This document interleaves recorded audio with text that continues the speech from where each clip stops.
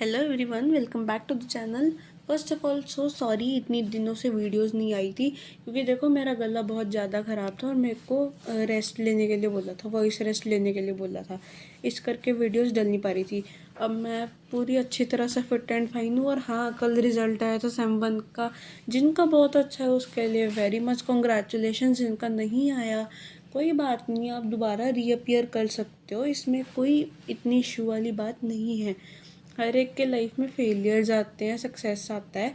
और जिनकी लाइफ में फेलियर आता है उनको कभी घबराना भी नहीं चाहिए, क्योंकि अगर आप फेल होते हो और दोबारा उसको करने की कोशिश करते हो तो वो अच्छी बात होती है, क्योंकि आप एक बार उस चीज़ को कर चुके हो और फिर से करने जा रहे हो। ठीक है, तो इसमें इतनी कोई घबराने वाली बात नहीं है। शुरू करते हैं आज की वीडियो। Let's get started.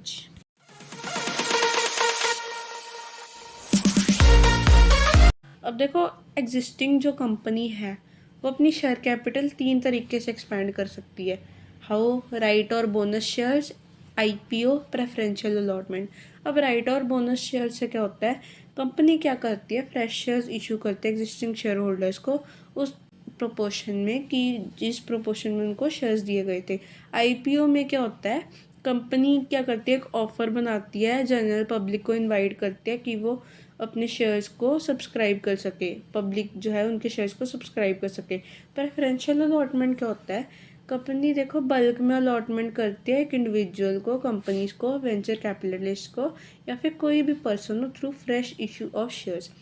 इसको हम प्रेफरेंशियल अलॉटमेंट बोलते हैं। अब इस मेथड के अंडर क्या होता है, जो इंटायर अलॉटमेंट है it is made to pre identified people who may or may not be existing share holders at a pre determined price. ठीक है, जो लॉक इन पीरियड होता है इसमें वो 3 साल का होता है from date of allotment in case of promoters contribution. Okay, लेकिन अगर मैं बात करूँ प्री इशू शेयर कैपिटल की, वो भी एक अनलिस्टेड कंपनी की, तो जो लॉक इन पीरियड होता है वो 1 साल का होता है from date of commencement of commercial production or date of allotment of public issue whichever is earlier. या तो date of commencement of commercial production या फिर date of allotment of public issue, जो भी उससे पहले। अगर प्रोडक्शन की डेट पहले तो वो, अगर अलॉटमेंट की डेट पहले है तो वो।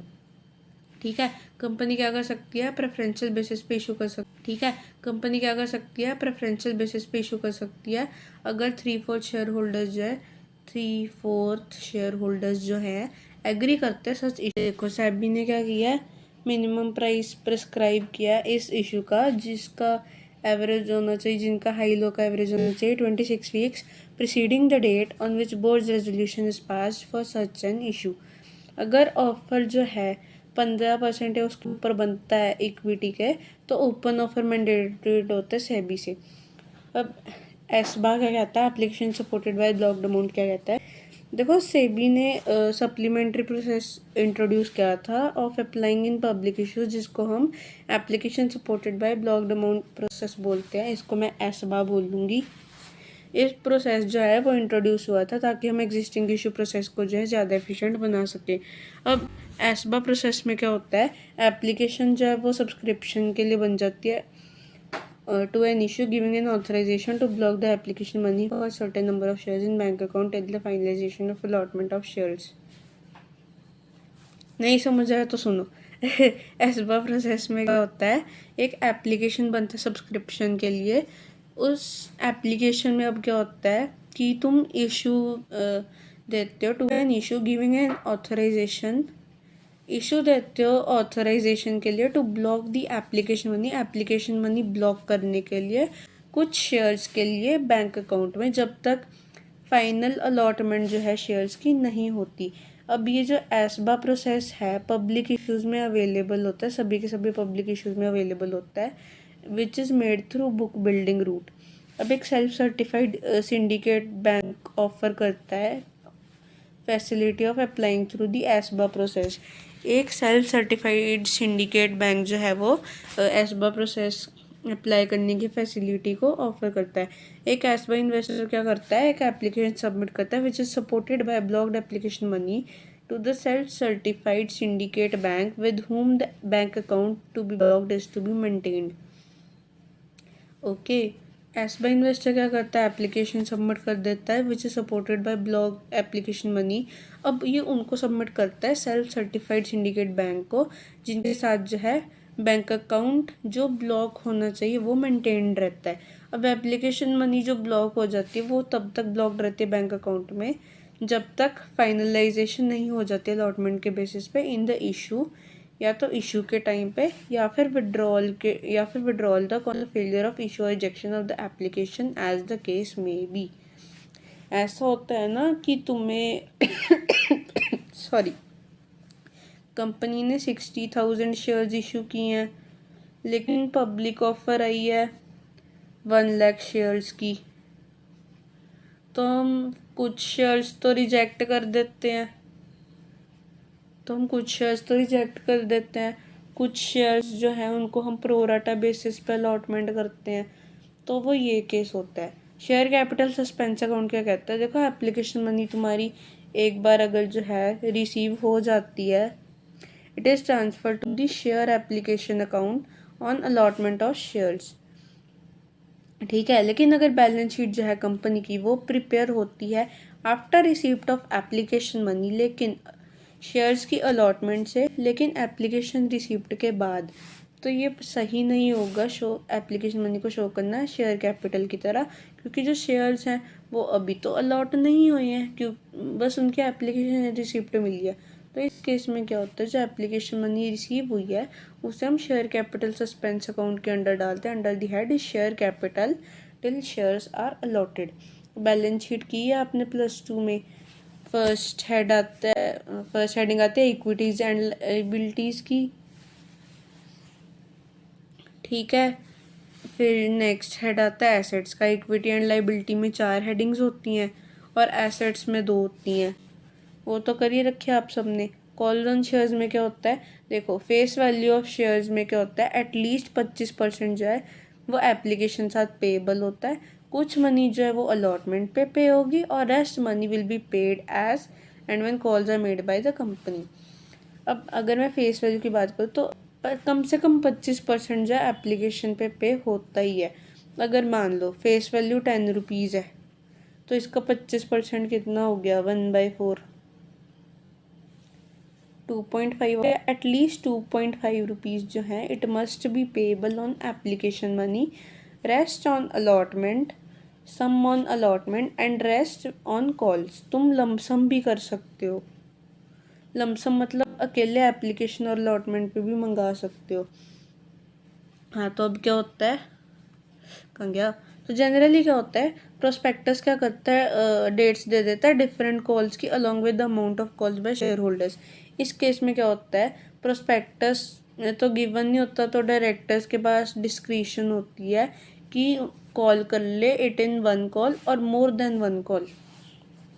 अब देखो क्या होता है, अगर ऐसा कोई केस आता है प्रोस्पेक्टस में डेट नहीं दी होती, तो डायरेक्टर्स के पास क्या होता है, डिस्क्रिशन होती है, या तो वह एक ही कॉल में काम निपटा ले या फिर एक कॉल से ज़्यादा में काम निपटा ले। अब इसके लिए क्या होता है, एक रेजोल्यूशन पास करना चाहिए बोर्ड ऑफ डायरेक्टर्स को, और जो नोटिस है वो शेयर होल्डर्स को सेंड होता है विद द रिक्वेस्ट टू पे the amount of the call. ठीक है, जैसे जैसे कॉल नोटिस भेजा गया तो इसके पर्टिकुलर्स जो है सेपरेट बुक में एंटर्ड होते हैं, जिसको हम शेयर कॉल बुक बोलते हैं, और इसका स्पेसिमेन जो है प्रीवियस पेज पे दिया जाता है। वैसे तो देखो इसके थ्योरी के क्वेश्चंस बहुत कम आते हैं, प्रैक्टिकल का आता है 15 मार्क्स का, जो आपने +2 में किया था, 4 फीचर ऑफ शेयर्स हुआ, री इशू हुआ, उसका पूरा कंप्लीट क्वेश्चन आता है तो ये +2 वाला, लेकिन उसमें आपको 6 नंबर का आया था, इसमें आपको 15 मार्क्स का आएगा। अब देखो जर्नल एंट्रीज क्या होती है, on receipt of application money, ये तो पता ही है आपको, जब देखो एप्लीकेशन मनी आई तो क्या एंट्री होती है, bank account debited to share capital account. ठीक है, नरेशन लिखनी ज़रूरी है, अगर आप नरेशन नहीं लिखते हो तो मार्क्स कटते होते हैं। अब देखो तुम्हें नोट करना चाहिए इस एंट्री में कि it is to be pass for the full amount of application money received. ये अमाउंट जो है क्रेडिट नहीं हो सकती to share capital account as some application money may be refunded to the applicants. ठीक है, ये अभी हमें पब्लिक से मिली है, ये अमाउंट अभी पब्लिक से मिली है, इनको हम रिफ़ंड भी कर सकते हैं, शेयर कैपिटल में पहले इसलिए नहीं गई क्योंकि ये पब्लिक को रिफ़ंड भी हो सकती है उनके रिजेक्शन पे। अब देखो अगर तुम शेयर्स अलॉट करते हो तो देखो जितनी भी एप्लीकेशन मनी वो शेयर्स पे लॉट हुई है वो शेयर कैपिटल को ट्रांसफ़र होती है ऐसे, share application debited to share capital account. अब वो एप्लीकेंट्स जिनको कोई शेयर अलॉट नहीं हो उनके एप्लीकेशन मनी रिटर्न होती है, तो ये एंट्री पास होती है share application to bank account. वैसे इकट्ठी एंट्री ये होती है share application debited to share capital account to bank account उनके लिए जिनको हमने रिफंड करना है। अब देखो अगर तुमने शेयर्स अलॉट किए तो अलॉटमेंट मनी जो है वो कंपनी को ड्यू हो जाती है, तो इसकी एंट्री होती है share allotment account debited to share capital account. ठीक है, लेकिन अब देखो तुम्हारी अलॉटमेंट मनी ड्यू होगी, नेक्स्ट तुम्हारी अलॉटमेंट मनी की जो है रिसिप्ट आएगी, रिसिप्ट मिलेगी उसकी, तो उसकी एंट्री होती है bank account debited to share allotment account. अब देखो जब तुम फर्स्ट कॉल बना रहे हो उसकी भी वही है शेयर फर्स्ट कॉल अकाउंट, इसको लेट्स से फाइनल कॉल है तो share first and final call account debited to share capital account. ठीक है, ये फर्स्ट कॉल ड्यू है, अब ये फर्स्ट कॉल की रिसिप्ट है तो bank account debited to share first and final call account. ठीक है, अब देखो यहाँ पे नोट भी लिखो, मैं भी बोलने वाली थी वो सिमिलर एंट्रीज जो हैं सेकंड कॉल, थर्ड कॉल और फाइनल कॉल के लिए पास होंगी अगर कोई होती है। अब देखो कोई अमाउंट जो है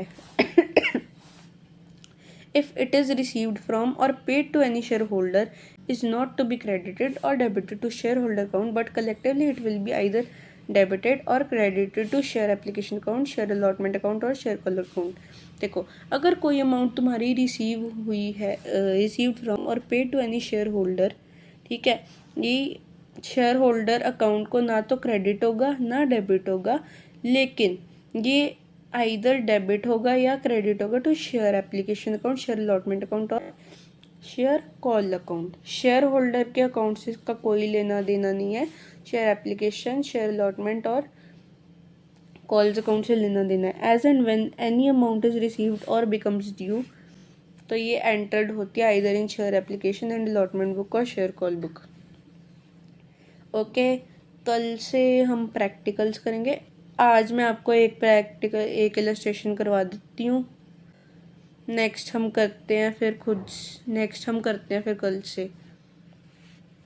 ओके चलो आपको इसी से करवा देती हूँ। देखो मैं इलस्ट्रेशन ही करवाऊंगी आपको, बैक क्वेश्चंस आप खुद से कर सकते हो, मैं साइड बाय साइड बताती रहूँगी क्या क्या करने हैं। अब देखो क्वेश्चन क्या है, स्काई रॉकेट्स लिमिटेड ने इशू किया 1 लाख इक्विटी शेयर्स का of ₹10 each, payable 2.5 on application, 3.5 on allotment, 4 on call. ठीक है, तो ऐसे ही क्वेश्चन आता है ना, फटाफट से लिख लिया करो। 10 rupees, 2.5 on application, 3.5 on allotment and 4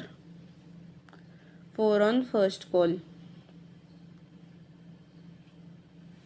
ठीक है, ऐसे लिख लिया करो।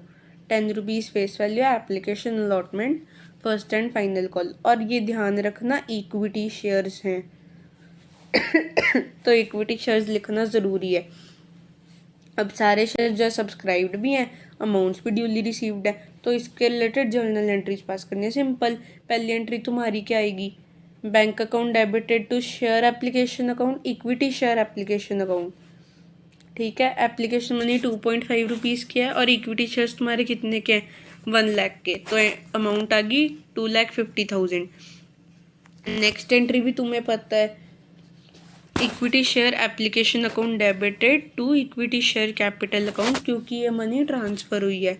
अब नेक्स्ट क्या होगा, तुम्हारी अलॉटमेंट मनी ड्यू है, तो उसकी क्या एंट्री आएगी, equity share allotment account debited to equity share capital account. वो उसकी अमाउंट है 3,50,000, क्योंकि अलॉटमेंट मनी तो है तुम्हारी 3.5 रुपीज़ की है। ओके, नेक्स्ट एंट्री आपकी फर्स्ट कॉल ड्यू है, तो equity share first and final call account debited to equity share capital account, और उसकी अमाउंट है 4 लाख, क्योंकि फाइनल कॉल की जो अमाउंट है वो 4 रुपीज़ की है। अब इसकी रिसिप्ट आई तो bank account debited to equity share first and final call account. अब उन्होंने बोला बैलेंस शीट बनाओ, तो बैलेंस शीट में तो 2 ही आइटम्स आएंगी, एक वो शेयर कैपिटल की, इक्विटी एंड लाइबिलिटी एक एसेट्स की, इक्विटी एंड लाइबिलिटीज़ में सॉरी, इक्विटी एंड लाइबिलिटीज़ में शेयर कैपिटल मेन हेड होगा, इक्विटी एंड लाइबिलिटी में शेयर कैपिटल, और ये एसेट्स में करंट एसेट्स आ जाएंगे तुम्हारे। करंट एसेट्स में भी तुम फिर वो लिखोगे cash and cash equivalents. Let me show you, ये देखो तुमने क्या करना है, बैलेंस शीट बना दी इक्विटी एंड लाइबिलिटीज़, यहाँ पे प्रीवियस ईयर का चाहे रहने देना, बस अमाउंट लिख देना। दो कॉलम होते हैं ना, एक प्रीवियस ईयर का लिखते हो, करंट ईयर का लिखते हो, तुम बस एक ही कॉलम बना देना अमाउंट का। Equities and liabilities main head, assets main head. फिर बाद में तुमने लिखना है इसमें इक्विटी एंड लाइबिलिटीज में शेयर होल्डर्स फंड्स, क्योंकि उसमें पहले ही सब हेडिंग शेयर होल्डर्स फंड्स होता है। फिर शेयर होल्डर्स फंड्स में तुमने लिखना है शेयर कैपिटल। ओके, यहाँ पे टोटल लिख देना 10 लाख। 10 लाख भी कैसा है उसका भी तुमने नोट्स टू अकाउंट्स बनाना है, ठीक है। यहाँ पे नोट नंबर लिखे ना 1, इसका भी नोट्स टू अकाउंट्स बनाना है, फिर ये अमाउंट लिखनी है यहाँ पे। एसेट्स भी फिर नॉन करंट एसेट्स हेडिंग देने को रहने देना, करंट एसेट्स की हेडिंग ज़रूर देना, और उसके नीचे लिखना कैश एंड कैश इक्विवेलेंट्स, ठीक है। अब देखो नोट्स टू अकाउंट्स में तुमने क्या बनाना है, शेयर कैपिटल, चल शेयर कैपिटल लिख लेना, फिर उसके बाद तुमने ऑथोराइज्ड कैपिटल लिखना है। ओके, फिर इशूड कैपिटल लिखना है, एक लाइन छोड़ के, issued capital 1 lakh equity shares of ₹10 each. Then subscribed and paid up capital, फिर उसमें subscribed and fully paid up 1 lakh equity shares of ₹10 each fully paid up, ये लिखना ही लिखना है, वो आगे 10 लाख, ठीक है। यहाँ पे नोट नंबर भी डालना है 1। ये 10 लाख की अमाउंट तुम यहाँ लिख दोगे, तुम्हारी बैलेंस शीट होगी डन, ठीक है। अब नेक्स्ट इलस्ट्रेशन पे आ जाओ, जहाँ पे क्या कहते हैं both preference and equity shares issued होते हैं। अब देखो अगर both preference and equity shares issue होते हैं ना, तो इनकी एंट्रीज अलग अलग होती है, सेपरेटली पास्ड होनी चाहिए for each type of share capital. Word equity और प्रेफरेंस जो है इनवेरिएबली यूज होता है इन सर्कमस्टेंसेस में। अगर कोई भी अमाउंट जो है शेयर होल्डर से रिसीव्ड नहीं होती तो इसको हम कॉल्स इन अरियर्स बोलते हैं, and it is deducted from called up capital in order to calculate the paid up capital, ठीक है। बात समझ आई। अगर कोई अमाउंट जो है शेयर होल्डर से रिसीव नहीं हुई तो इसको हम कॉल्स इन अरियर्स बोलते हैं, and it is deducted from called up capital, ताकि हम पेड अप कैपिटल जो है निकाल सकें।